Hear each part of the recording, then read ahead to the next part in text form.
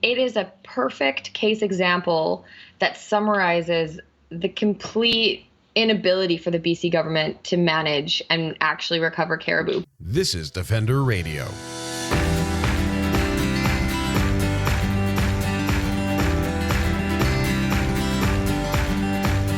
I'm Michael Howie, and this is Defender Radio, the podcast for wildlife advocates and animal lovers, brought to you by the Fur Bearers. It's season 8. Now, we've got a lot to catch up on. The pandemic, the outstanding contest, what's going on with the Fur Bears, and more. And we will catch up on all of that with a special episode soon. This week, I want to dive right into our interview because of the timeliness and the need for action on this issue. Mountain caribou in British Columbia are on the brink of collapse. And despite promises to create endangered species legislation, the government instead has begun auctioning off sections of land to logging companies. 12 of the 14 cutblocks are in the Argonaut drainage, which is critical habitat for the Northern Columbia herd. This news came as a result of an investigation by Wilderness Committee, Conservation Society and Wildsight. To give us a quick overview of this long-standing issue, what the latest is, and how you can take action, Charlotte Dawe from Wilderness Committee joined Defender Radio. This episode is sponsored by Animal Stone. You can find beautiful, handmade Canadian jewelry for the animal lover in your life that actually helps with frontline conservation at animalstone.com. If wolf lovers are listening to this episode, you'll want to look up Biko the Wolf Charm, from which a portion of every purchase supports wildlife conservation. Visit animalstone.com and use promo code DEFENDERRADIO for 10% off your order. That's animalstone.com and promo code DEFENDERRADIO. Why don't we start with the 60-second previously on overview of the situation regarding southern mountain caribou, the rainforest, and the BC government, and we can throw wolves in there too because they're relevant. So southern mountain caribou are this unique group or population of caribou. Formerly, they lived a little bit in the United States, but that herd that roamed over the border is now extinct. So now southern mountain caribou only live in BC and a little bit in Alberta. And they're found nowhere else on the planet. So they're very important and very special to British Columbia. And they are at risk of extinction. They're threatened. They're threatened because of decades and decades of industrial activity in their habitat. Obviously, when industry, oil and gas, logging, mining, when you go in to log an area and clear it for mining or just, to use the timber, that creates a bunch of roadways, which encourages new early seral forest is what it's called. So like lush, new, like young growth of trees, which is what moose and deer love to eat. So when you destroy older forests that is caribou habitat, you get all this new growth, you get more moose, you get more deer. And then what do you think follows moose and deer? They're predators. Predators, exactly.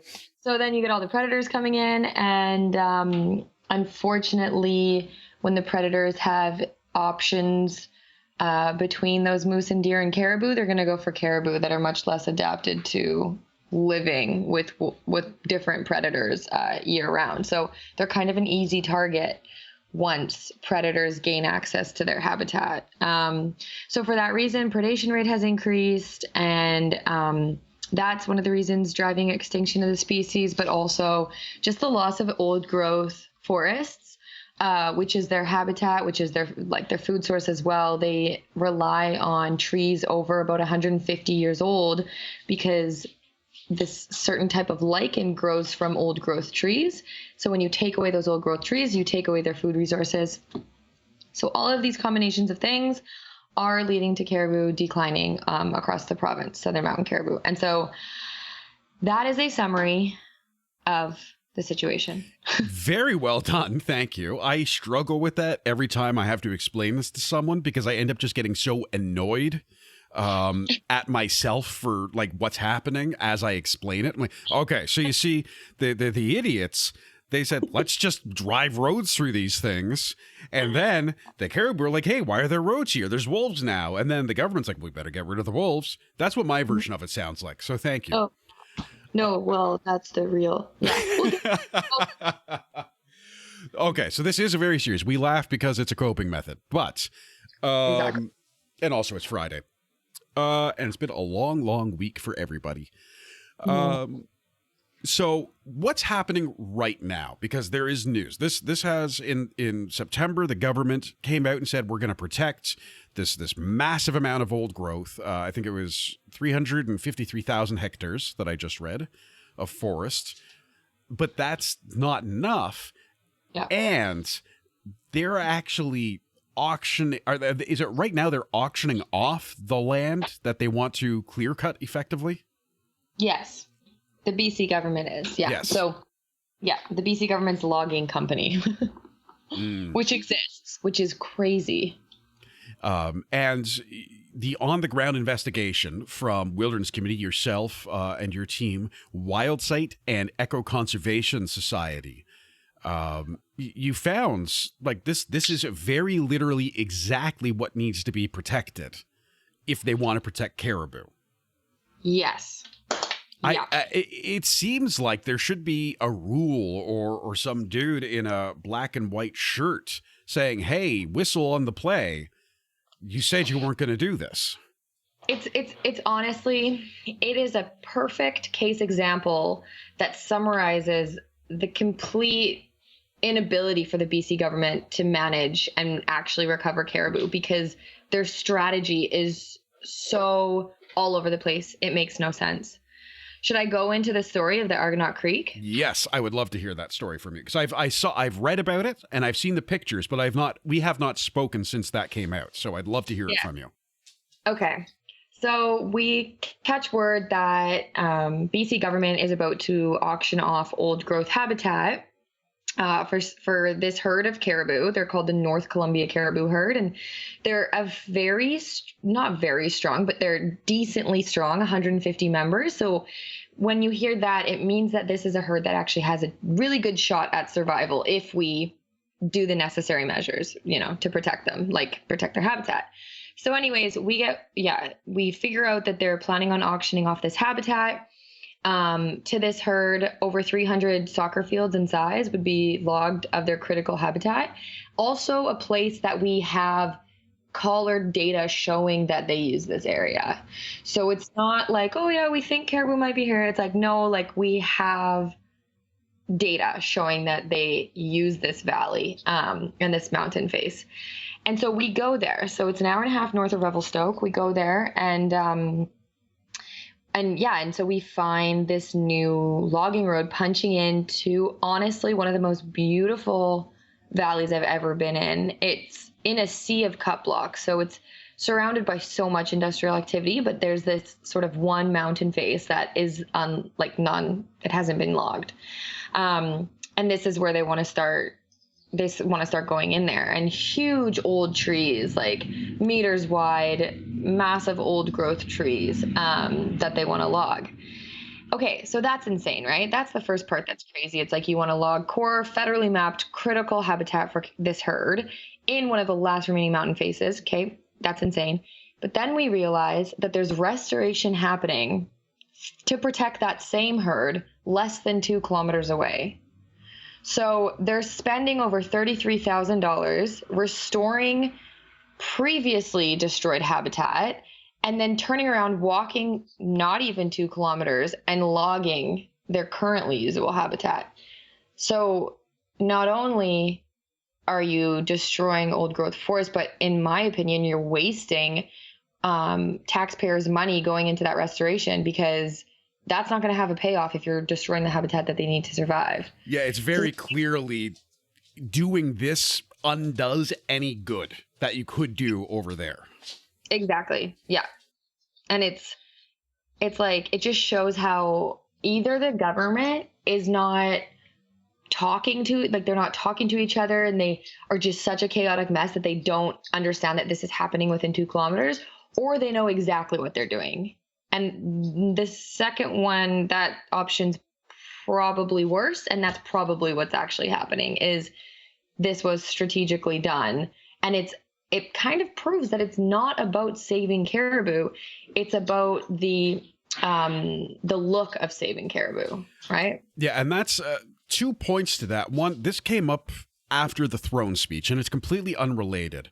But I've been using this anecdote because I think it's very compelling, especially as we're going into an election in British Columbia. And it was Jagmeet Singh talking about the Liberals providing national daycare. And I'm not making a statement on national daycare, the NDP or the Liberals at the federal level. I just really enjoy this anecdote. Jagmeet Singh said, "We've been hearing the Liberals promise national daycare since 1996. A promise isn't enough anymore."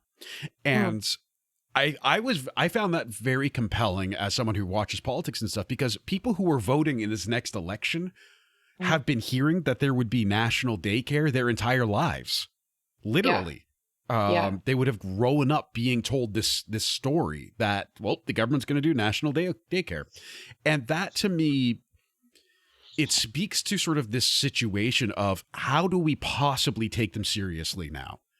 Yeah. It is beyond crying wolf, unironically. It is difficult to look at this information for them with everything they know and say this was not done intentionally. Yeah, exactly.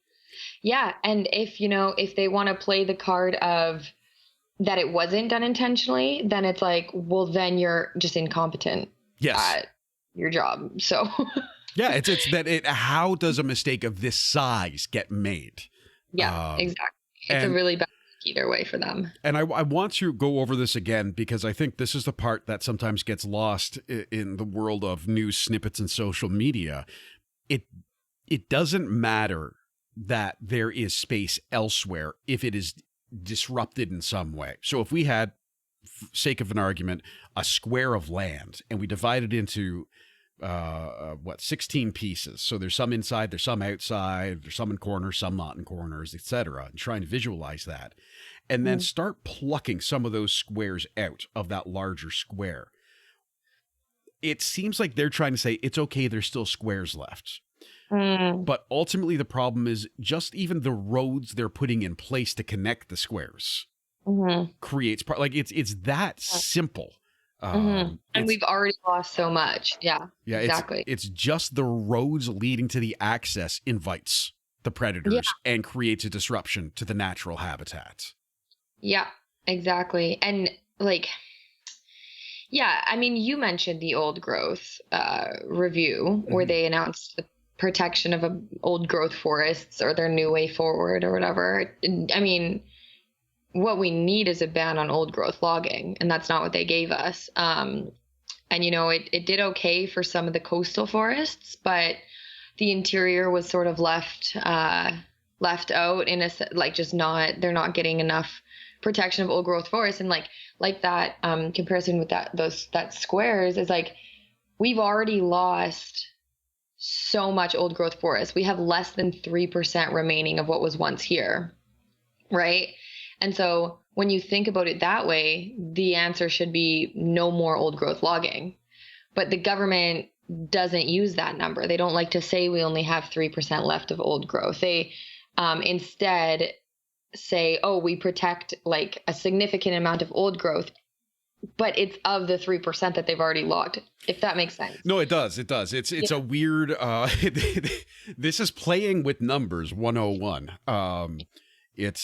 Oh, well, we're saving 80% of 5%. I actually saw this. That kind of stuff comes up a lot in the media, where if you don't challenge them, which a lot of journalists don't these days, in my opinion, largely because they don't have time nor are they told to. But if you don't challenge that, say, okay, well, what is this 5%? Like what you're saying, it's 80% of old growth. How much old growth is there? Yeah. Like actually asking the follow-up question is so vital right now. And we are in an election. So I want to get to what people can do, and then I want to talk more about some of this, because there is more conversation to be had, but I understand some people are going to hear this, they're going to get upset, and they're going to want to do something. So let's skip to the what can people do right now, and then we'll get into a couple more questions I have. Perfect. So right now, the Wilderness Committee, Wildsight, and Eco Conservation Society are pushing hard on the auction of these cutblocks to be canceled. We did find out about these cutblocks early enough that it's still in the beginning stages and they still can be canceled. Mm-hmm. So that's the good news, is we have a good chance at stopping this. But during an election like period right now, there's actually no ministers working. So what we're doing is we're going to be sending a letter to BCTS, the BC Timber Sales. And we've we've got quite a large group of different stakeholders that have signed onto this letter to put an end to this auction. But in the meantime, I mean, I would ask and I would suggest for people wanting to help to join Wilderness Committee as an activist. And right now we have an action to send a letter to certain targets that can cancel these cutblocks that are still working, so the ministers aren't involved. And you can offer your support to cancel the cutblocks and protect this habitat. We had the action tool up probably for about 2.5 weeks now. We've got like hundreds of people that are taking action, and I think that's really we know that it's going up to higher levels in government. So mm-hmm. I would ask that people jump on that and do the action tool. It's on our website. Absolutely. So if people want to go to wildernesscommittee.org or follow links on your social media, they should be able to find that, wildernesscommittee.org. And there are links in the show notes and elsewhere for folks who want to do that, and I will be doing it myself. I do want to talk a bit more about logging, because this is, I think, as we've talked about in the past, this issue gets conflated. Different interest groups try and get political points. They try and change the narrative. And everyone kind of looks at it from their own perspective. So one of the things I think is worth talking about is mm-hmm. solutions moving forward. For instance, I carve wood. Mm-hmm.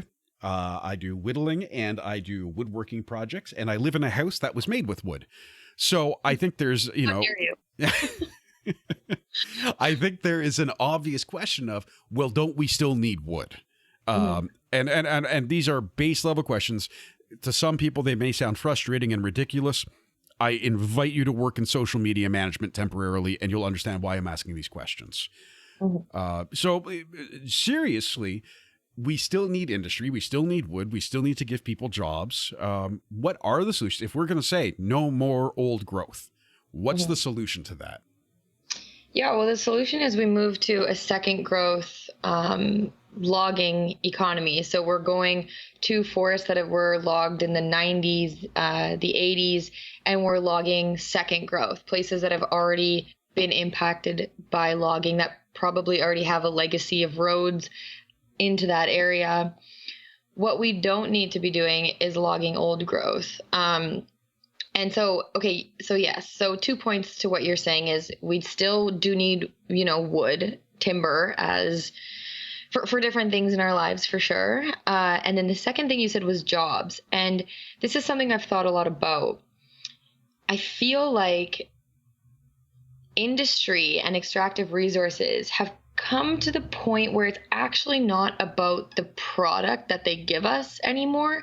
It's about the jobs that they supply. So we're logging not for the resources at this point, because we just sell them overseas anyways, but we're logging for the jobs, right? And I mean, there are multiple things that have impacted the forest industry more than caribou, like automation, like outsourcing jobs and sending raw logs overseas, like closing down mills in small communities because it saves those massive corporations more money to put them all at a mill further away. So there are so many solutions that require tackling the system of the logging industry and how corporations have become so powerful that they're allowed to just lay off people due to automation. That is a huge reason why we're losing jobs in BC.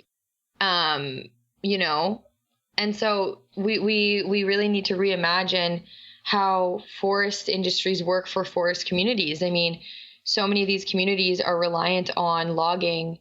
But as we know, you can't log in one area forever. So what ends up happening is, these huge logging companies have ate up all the forests. They lay everyone off and then they walk away pockets full. They're not even responsible for restoring the roads or anything like that. And that's not fair, right? So anyways, long story short, transition to a second growth logging industry and make local community run logging projects. So community run forests, logging industries, which do exist in certain towns. Well, I think ultimately at the end of the day, one of the hard points to get across in these conversations is there may not be a perfect solution tomorrow. But if we start asking the questions today, we're a whole lot closer. And right now, it very much feels like we're not asking questions. We're just doing the status quo because it's safe. And as came up in another interview I just completed that folks will hear soon, very frequently, politicians are just looking at how do I get elected? And I know people get into it for all kinds of reasons, and there'll be blowback by me saying that. But too often, we very clearly see political leaders who see their job as getting their job back.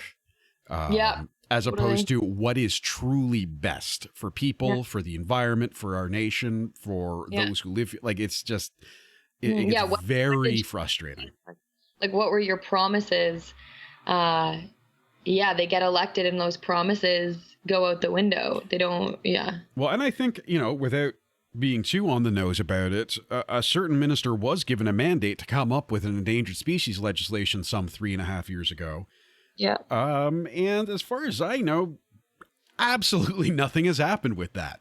Yeah, BC still does not have a species at risk legislation, so. Which, and again. We've been trying to. Well, yeah, that was one of the big campaign promises. And while there are challenges to it, and it will disrupt some industry and it will disrupt some ways of life, we have to disrupt industry in some ways of life right now. I think that's the point. Oh, yeah. But again, it then becomes very personal. And this, you and I have talked about this in the past, and I've talked with others about it on this show. When you read some of the coverage of this issue over the years, the logging companies, the resource companies, I should say, overall, they try and make it very personal and fearful for the people who live in these little communities. Yeah. Because they say, if the government does this, then we are going to have to close down. We are going to have to take jobs away from you. Mm-hmm. Yeah. As if they already haven't been doing that on their own anyways. Mm-hmm. I think honestly, so around the time that the partnership agreement for Caribou, this was an agreement that was pretty historic for the Central Group led by West Moberly and Saulteaux First Nations.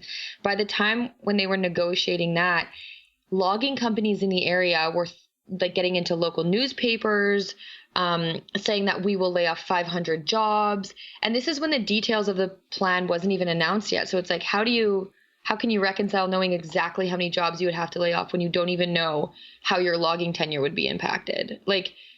So it, in my opinion, it kind of worked for logging companies, because if they can blame layoffs on Caribou, that gets them sort of gives them a free pass. And again, we employ fewer and fewer people in the logging industry, but we cut the most amount of trees than ever before. So, it's looking at that. It's tackling that. If we need the forests to provide wood that we need, not wood that we're just cutting because we can sell it, we can find a market essentially if we cut it, but wood that we need and process it locally here and use it locally here, we can add value to that wood. Doing all of those steps here in BC, which would make us employ more people and also not have to cut as many trees. So yeah, it's that's the thing, right? It's reimagining an entire system, and that's why it's so difficult to get that going, because it's it means we have to change the foundation. People people avoid change like the plague, fairly sometimes. But this is what we're hearing in Alberta with oil, and what we're hearing with various industries in the Atlantic region. In Ontario, we're looking at, mining up north and logging up north, and even just the way we handle our transit in the GTA, because the way we handle transit in the GTA impacts the rest of the country in some ways. Like when we had a bridge shut down on the QEW one time, because I can't remember if the person was under the influence or if it was something else, but drove over a bridge, the Skyway, with their lift up and crashed into it, and they had to shut down the highway for like 2 days. It cost the country millions of dollars in the economic impact of that. And that's from one bridge in southern Ontario being out. Like, we know that we need to do better, but not many people seem, and I'm going to say realistically, brave enough to take the plunge on some of these things. Yeah, that's a good point. And it's sort of one of those things that's like, we could deal with it now and pay, like, this is, my brother was talking about just a friend that he knows that like had like some teeth issues and like delayed it for a really long time. Like he could have fixed it, 10 years ago. It still would have costed quite a bit, but he pushed it off. And now it's costing like $20,000 because it gets to that point. That's sort of like the similar thing that's happening here is like, we could take this sacrifice now. It is going to be tough. It's going to be a transition. We're going to have to learn. We're going to make mistakes, and we're going to have to, push forward. But the outcome in the long term is going to be so much better than keep pushing this down the road, where there's going to come a point where we've now logged every single old growth tree. There's nowhere left to log, and those people are going to get laid off anyways, but to a greater extent and a way harsher impact on the economy as well. Fortunately, a couple people are going to get super duper rich, and that's what matters. That's what it's all about, is just funneling wealth to just like one or two people. Why spread now you with can hoard it? Exactly. That's the dragon's code. Yep. In terms of these conversations, do you have recommendations for people? Because again, it's a deeply complex subject. In some ways, it's very surface. Right? Like, I think in the primary case of our conversation today, it's a pretty clear, don't do this. You said you weren't going to do it. We know what the consequences of doing it are. Don't do it. But as a broader issue, as we've been saying, there's a lot involved. There's a lot of complexity, involves a lot of different people. It involves a lot of different land. And very often these conversations end up getting filed down to left or right or urban or rural talking points. Do you have advice for folks who are trying to advocate for this in that regard? I think this situation is unique in the sense that this is our BC government's own logging company. So we as taxpayers should have some responsibility of what our logging company allows. And so I think this is one of those times where like, this is something that we should be able to have an influence on. And I think also I would add that government is less and less able to get away with making ridiculous claims or somewhat false claims. People are becoming so much more aware. We have so many more resources at our hands to call them out when we see those like misleading sentences. Like, for instance, there's a global news piece done on the Argonaut Creek, and one of the staff in the Ministry of Forests for BC replied to the global news, and it was in the piece, and he said, the area where they're logging, the portion of the cutblocks is actually super insignificant compared to the total area. Right? Well, you look at the overall area of Argonaut Creek, and it's already been logged. Like, it is absolutely this patchwork of cutblocks already. And the Argonaut Creek cutblocks are this tiny valley face in this sea of industry that's left. And so to hear like such a misleading quote like that from someone who works in government, it just can't stand anymore. And I also think that it's they're getting less and less able to get away with saying that stuff without being, receiving pushback or being challenged on it. Right now, I think it's also very interesting as we talk about these significant changes, and we're talking about, again, very specifically wildlife, the environment, and an industry, and how hard it can be. And it fairly can be hard. But I think right now with COVID, we're also learning that we as a society are capable of adapting. Yeah. And we need to be looking at how have we adapted to this? And can we adapt to other things? Can we adapt to, all right, what we were doing won't work. We need a new solution. Mm-hmm. Yeah, I think it showed us that it's entirely possible. It's like the world changed in a day, and it was bumpy and certainly awful for many people. But yeah, I think we're really resilient, and we'll find new systems. We'll find more innovative solutions that work for the whole rather than just a few. I truly believe we're capable of that. So we just have to have conversations where the government's willing to own what they're actually doing, as opposed to, again, either intentionally hiding it or being inept to the degree that they haven't noticed. Yeah, exactly. It